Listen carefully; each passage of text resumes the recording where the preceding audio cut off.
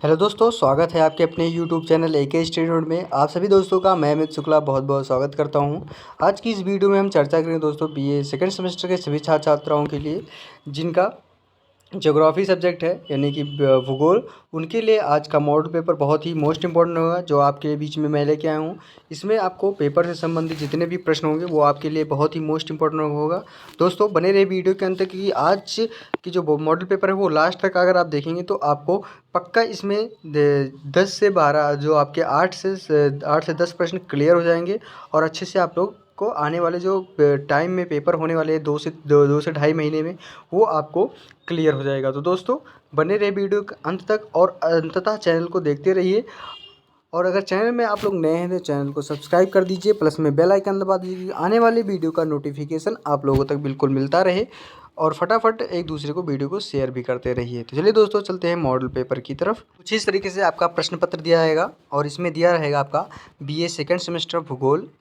प्रश्न पत्र आपका जाएगा मानव भूगोल, जिसे हम कहते हैं ह्यूमन ज्योग्राफी। क्या कहेंगे हम? Human geography. टाइम आपका यहाँ पे रहेगा 2 घंटे का। सभी खंड आ से सभी प्रश्न करने होंगे और प्रत्येक प्रश्न का जो आंसर होगा वो आपको 50 शब्दों में देना होगा। अब पहले का फर्स्ट नंबर दिया जाएगा, यानी कि 1 नंबर का खंड आ का पहले का फर्स्ट प्रश्न दिया जाएगा संभववाद या संभाव्यवाद। संभाव्यवाद किसे कहते हैं? अब संभाव्यवाद किसे कहेंगे? संभाव्यवाद आधुनिकतम विचारधारा है जिसका अभिप्राय यह है कि धरातल पर सर्वत्र संभावनाएं ही संभावनाएं हैं। मानव ने अपने वैज्ञानिक एवं तकनीकी विकास के प्रत्येक क्षेत्र में अभूतपूर्व सफलता प्राप्त की है, यानी अतएव इसके लिए विश्व का कोई भी क्षेत्र अछूता नहीं है, यानी यह विचारधारा संभाव्यवाद कहलाती है। फिर आता है सेकंड नंबर प्रश्न, नवनिश्चयवाद। अब नवनिश्चयवाद क्या है?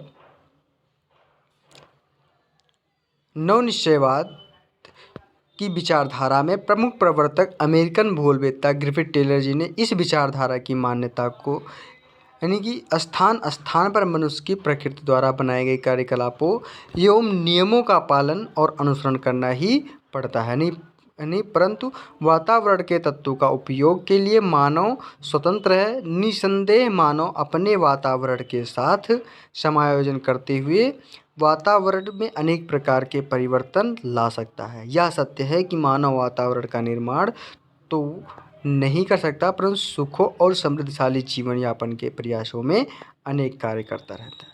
तो ये था नवनिश्चयवाद। नवनिश्चयवाद का मतलब होता है खुद की प्राथमिकता। उसके बाद फिर आपका आता है नेक्स्ट थर्ड नंबर प्रश्न कि पार्थिव एकता से क्या तात्पर्य है? पार्थिव एकता किसे कहते हैं? इसमें लिखेंगे दोस्तों कि इस सिद्धांत का आशय है कि विश्व के सभी भौगोलिक तत्व, चाहे वे जड़ हों या चेतन, यानी जड़ का मतलब होता है जिस पे हम खड़े हुए हैं पैर, और चेतन का मतलब सबसे ऊंचे यानी कि टॉप लेवल के और सबसे नीचे लेवल के, या एक दूसरे से संबंधित हैं।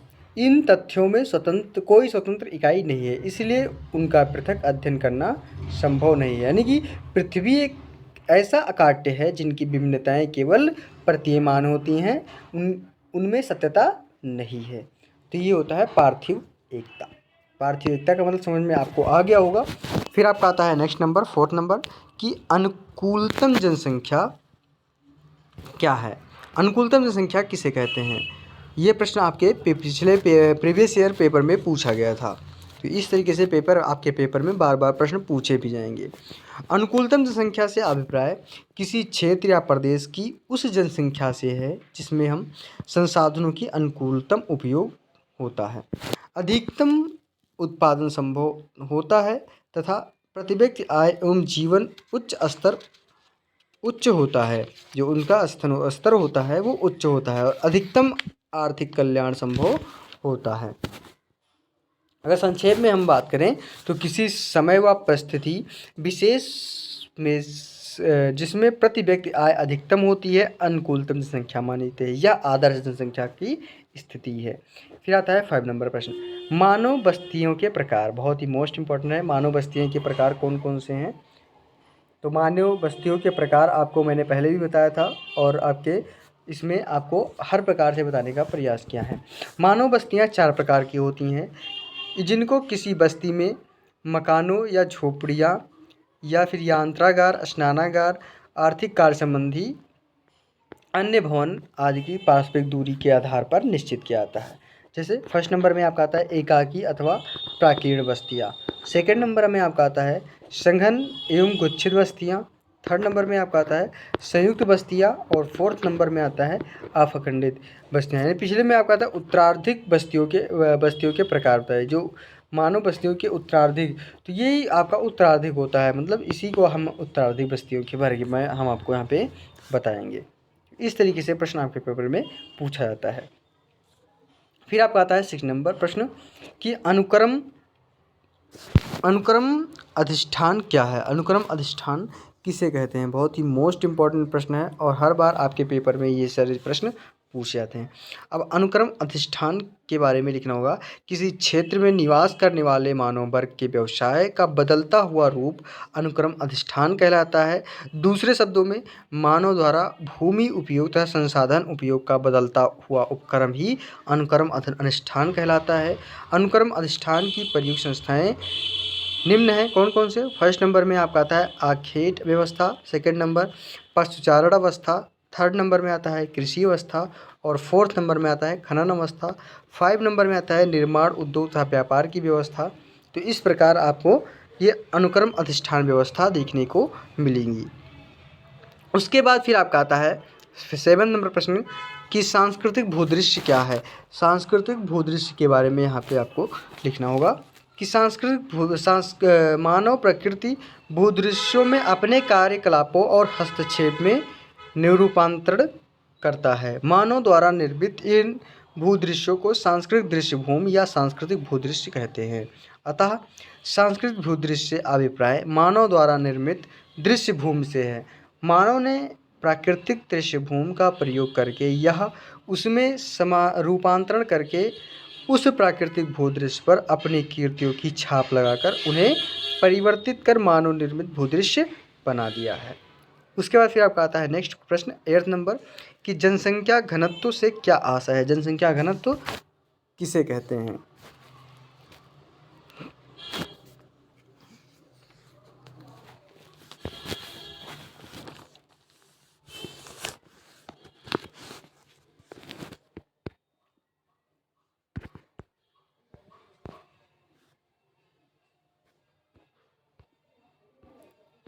अब इसमें लिखें जनसंख्या घनत्व के बारे में। जनसंख्या घनत्व किसी क्षेत्र विशेष की कुल जनसंख्या एवं उसी विशेष के क्षेत्रफल के अनुपात को दर्शाता है।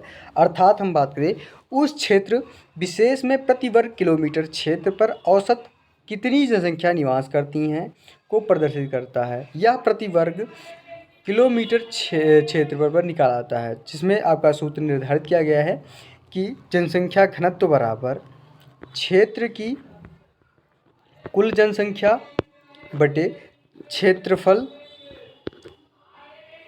वर्ग किलोमीटर में, यानी वर्ग किलोमीटर में। इस प्रकार हम जनसंख्या का घनत्व निकालते हैं, यानी कि जनसंख्या घनत्व बराबर क्षेत्र की कुल जनसंख्या और प्रति वर्ग जो क्षेत्रफल वर्ग किलोमीटर में है, इस प्रकार हम निकालते हैं, यानी कि कुल मिलाकर कितनी दूरी पर है। तो इस तरीके से हम जनसंख्या का एवरेज निकाल सकते हैं, घनत्व निकाल सकते हैं। उसके बाद फिर आपका आता है नेक्स्ट क्वेश्चन थारू जनजाति।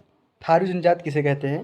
थारू जनजाति का निवास क्षेत्र जो है वो उत्तराखंड के तराई प्रदेशों के पश्चिमी भाग में, जैसे नैनीताल जिला हो गया, व उत्तर प्रदेश के दक्षिण पूर्व से लेकर गोरखपुर और नेपाल की सीमा तक फैला है।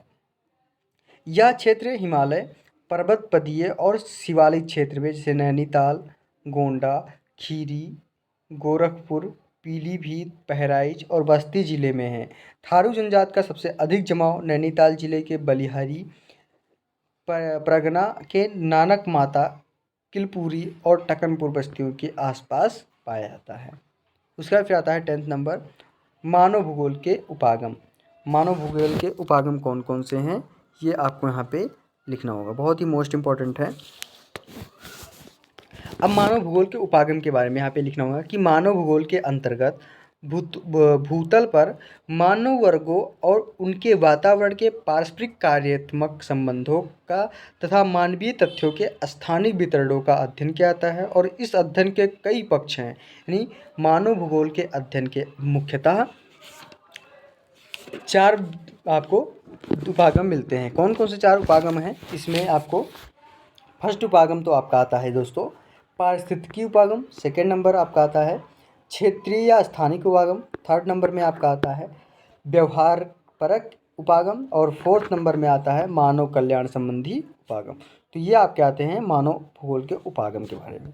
तो दोस्तों ये था खंड आ के सारे प्रश्न, और खंड आ को आपको केवल 10 मिनट में करने हैं, ये आपको फोकस करना है। तो जैसे मैं आपको बताने का प्रयास किया है उसी तरीके से आपको लिखने का भी प्रयास करना होगा, तभी आपका 2 घंटे में पेपर क्लियर कर पाएंगे। तो दोस्तों वीडियो अच्छी लग रही हो ज़रूर लाइक करें, और फटाफट वीडियो को एक दूसरे को शेयर भी करते रहिए, और सब्सक्राइब करना बिल्कुल ना भूलें। फिर आता है खंडवा। खंडवा में केवल आपको 4 प्रश्न करने हैं, और प्रत्येक प्रश्न का आंसर आपको 150 शब्दों में देना होगा। अब इसमें लिखेंगे मानव भूगोल। सेकंड नंबर प्रश्न है मानव भूगोल की क्रियाशीलता के सिद्धांत की व्याख्या कीजिए। इसमें लिखना होगा आपको कि मानव भूगोल के सिद्धांत के अनुसार भूपटल पर प्रत्येक तत्व निरंतर परिवर्तनशील होता है तथा भूपटल पर सदैव परिवर्तनकारी शक्तियाँ सक्रिय रहती हैं। मानव भूगोल में परिवर्तनशीलता के सिद्धांत का प्रदर्शन फ्रांसीसी भूगोलवेत्ता जीन ब्रूनस जी ने किया है। ब्रूनस जी के अनुसार कहा गया है कि हमारे चारों तरफ जितना भी वस्तुएं हैं, यानी जितनी भी वस्तुएं हैं वे सभी परिवर्तनशील हैं, यानी कि प्रत्येक वस्तु में या तो वृद्धि हो रही है या वे घट रही हैं। पृथ्वी स्वयं में स्थिर नहीं है तथा पृथ्वी के दृश्य में भी हर पल परिवर्तित होते हैं। पृथ्वी पर परिवर्तन का कार्य मुख्य रूप से निम्नलिखित 5 शक्तियों द्वारा उत्पन्न किया जा रहा है। कौन कौन सी 5 शक्तियाँ हैं? फर्स्ट नंबर में आपका आता है कि पृथ्वी के ग्रहीय संबंध। जो पृथ्वी के ग्रहीय संबंध हैं वो कौन कौन से हैं? सौरमंडल के अन्य ग्रहों के साथ पृथ्वी भी सूर्य की परिक्रमा कर रही है, साथ साथ वह अपने अक्ष पर भी घूम रही हैं। पृथ्वी की इन दोनों गतियों से ऋतुएं तथा दिन रात होते रहते हैं, और इसमें जलवायु परिवर्तन भी होती रहती हैं। सेकंड नंबर में आपका आता है पृथ्वी की आंतरिक एवं बाह्य शक्तियाँ। ये कौन कौन सी आंतरिक और बाह्य शक्तियाँ कौन कौन सी हैं?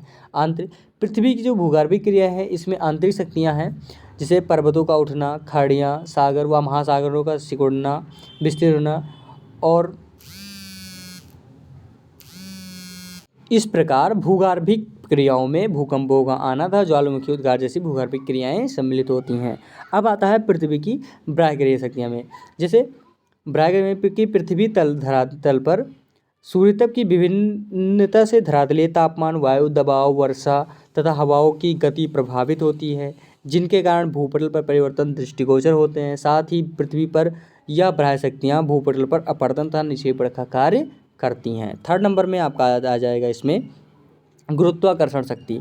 पृथ्वी के आंतरिक एवं बाह्य बलों से पृथ्वी में जो एक असंतुलन की स्थिति बन जाती है, पृथ्वी का गुरुत्वाकर्षण बल उन्हें संतुलित एवं स्थिर बनाने में संलग्न रहता है। वर्षा का जल धरातल पर आना, अधिक ऊंचाई वाले भूभागों का जल निचले भूभागों की ओर बहना, विभिन्न क्षेत्रों में विभिन्न घनत्व वाले चट्टानों के मध्यम संतुलन कायम रखना, यही तो हमारा गुरुत्वाकर्षण शक्ति है।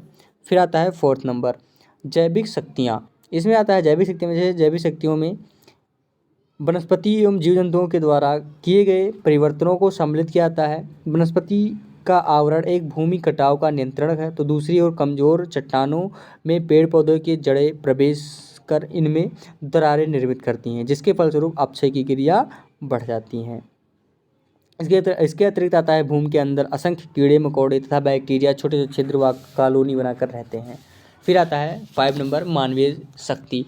मानवीय शक्ति, इनमें मानव धरातल ने अपने स्वार्थ के लिए अत्यधिक परिवर्तन किए हैं, जिसमें वर्तमान में धरातल के बड़े भाग सांस्कृतिक भूदृश्यों की उपस्थिति देखने को मिलती हैं।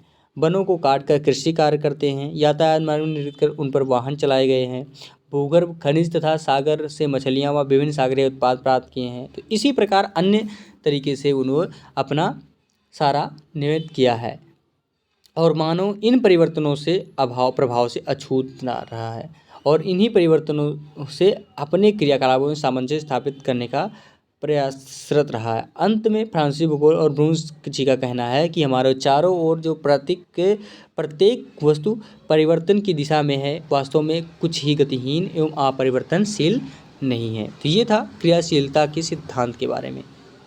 उसके बाद फिर आपका आता है नेक्स्ट क्वेश्चन, सेकंड नंबर, अनुकूलतम जनसंख्या की अवधारणा को स्पष्ट कीजिए।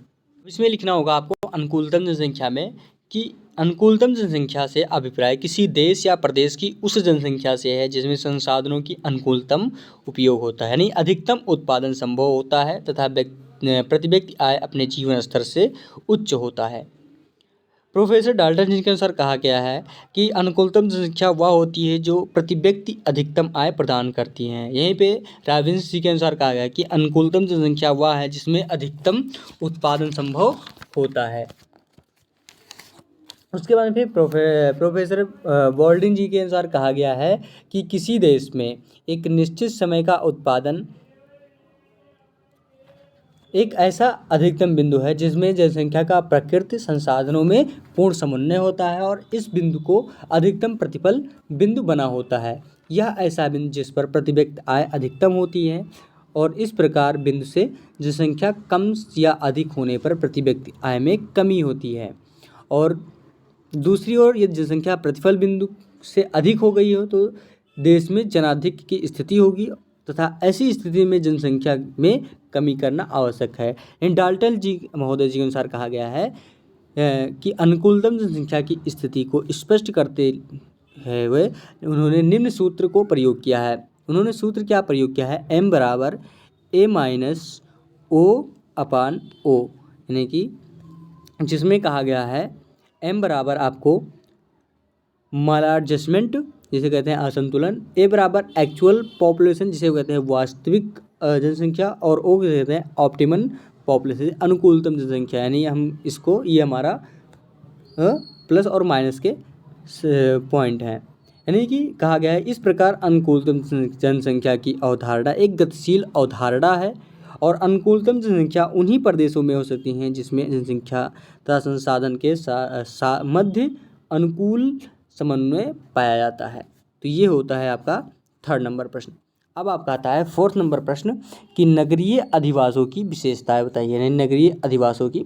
अब इसमें लिखेंगे कि धरातल पर मानव क्रियाओं द्वारा निर्मित एक विशिष्ट प्रकार का सामाजिक संगठन होता है जिसमें उत्पत्ति जल निकास की सुविधाएं एवं उपयुक्त धरातलीय आधार पर होती है।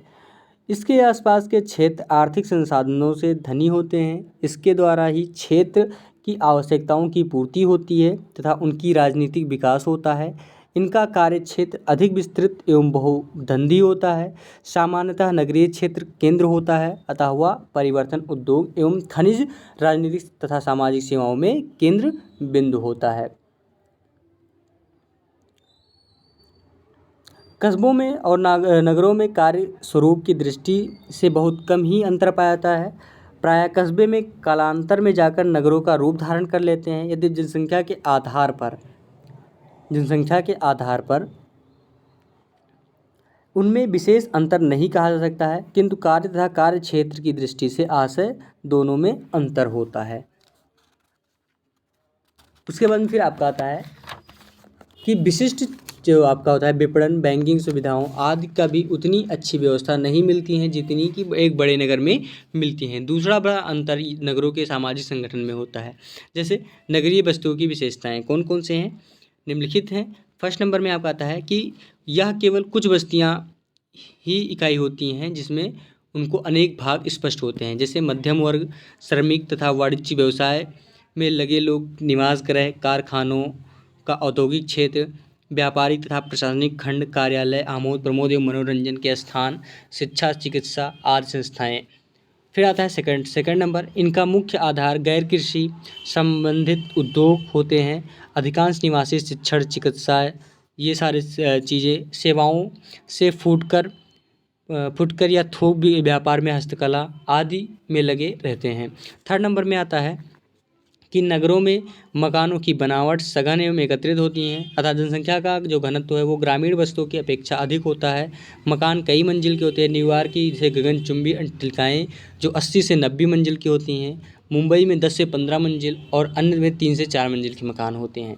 4 नंबर, नगर परिवहन एवं संचार वाहन के साधनों में पूरी तरह सुसज्जित होते हैं। टेलीफोन, टेलीविज़न, रेडियो, अखबार आदि की अधिकता मोटर कारों, स्कूटरों तथा अन्य वाहनों के कारण भीड़-भाड़, बस सेवा का होना तथा विभिन्न क्षेत्रों में विभिन्न लोगों के निवास कार्य क्षेत्र को स्पष्ट विभाजन होना, अधिकांश परिवार के स्त्री पुरुषों दोनों का आर्थिक कार्यों में लगे रहना नगरों की प्रमुख विशेषताएं हैं।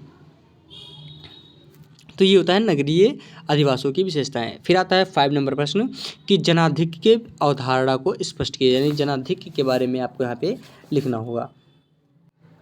अब इसमें आपका आता है जनाधिक्य में जनाधिक्य की अवधारणा, यदि किसी देश में जनसंख्या अधिक हो तथा संसाधनों की उपलब्धता कम हो, अथवा यदि किसी देश की जनसंख्या वृद्धि उस देश के संसाधनों के विकास की तुलना में अधिक हो तथा तृतीयक सेवाओं की वृद्धि तकनीकी विकास की तुलना में कम हो, तो ऐसी अवस्था जनाधिक्य कहलाती है। यानी दूसरे शब्दों में कहा जाए कि जनसंख्या की वृद्धि होने से उस क्षेत्रीय प्रति व्यक्ति में आय कमी हो जाती है, तो वह जनाधिक्य का क्षेत्र कहा जाता है। अब आपका आता है सकल जनाधिक्य, यानी क्लार्क महोदय जी ने 2 प्रकार के जनाधिक्य की विवेचना की है। कौन कौन से हैं? पहला तो आपका आता है सकल जनाधिक्य और दूसरा आता है सापेक्षिक जनाधिक्य। सकल जनाधिक्य में आता है इस प्रकार के जनाधिक्य जिसमें संसाधनों के अतिरिक्त विकास के बावजूद जनसंख्या के जीवन स्तर वो निम्न मिलता है। और सापेक्षिक जनाधिक्य यह एक ऐसी अवस्था है जिसमें उत्पादन का वर्तमान स्तर जनसंख्या के आपूर्ति के लिए अपर्याप्त होता है, लेकिन उपलब्ध संसाधनों से और अधिक उत्पादन की संभावनाएं रहती हैं। विश्व के अधिकांश देशों में उत्पादन की ओर अधिक संभावनाएं रहने के कारण सापेक्षिक जनाधिक्य ही पाया जाता है। दूसरी ओर जनाधिक्य वाले जो विकासशील राष्ट्र में कुछ ऐसे क्षेत्र भी पाते हैं जहां अल्प जनसंख्या की स्थिति हो, अर्थात विश्व का कोई भी राष्ट्र संपूर्ण रूप से जनाधिक्य वाला कोई क्षेत्र नहीं है। यानी कि क्षेत्रीय स्तर पर जनाधिक्य 2 भागों में बांटा गया है।